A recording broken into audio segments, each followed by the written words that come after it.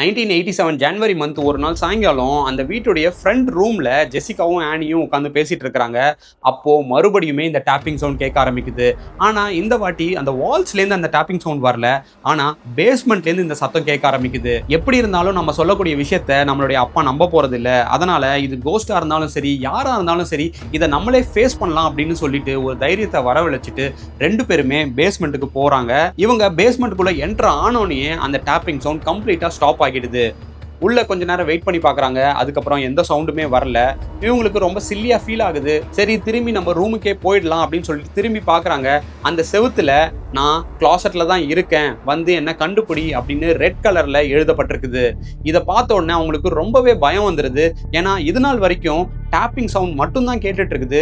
But இப்போ ஒரு confirmation, உண்மையாவே ஏதோ ஒன்று இருக்கு அப்படிங்கிறது அந்த இடத்துல ப்ரூவ் பண்ணப்படுது. அதனால தலை தெறிக்க அந்த வீட்ல இருந்து வெளியே ஓடுறாங்க. பிரியன் வீட்ல இல்லாததுனால பக்கத்துல உள்ள நெய்பருடைய வீட்டுக்கு இவங்க ஓடி போறாங்க. அங்க போயிட்டு என்னுடைய வீட்ல ஏதோ வியர்டா நடக்குது அப்படின்னு மட்டும்தான் சொல்றாங்க. மற்றபடி எந்த ஒரு டீட்டெயில்ஸும் கொடுக்கல. அவங்களும் பரவாயில்ல, உங்க அப்பா வர வரைக்கும் எங்களுடைய வீட்லயே இருங்க அப்படின்னு சொல்லி உட்கார வச்சுக்கிறாங்க.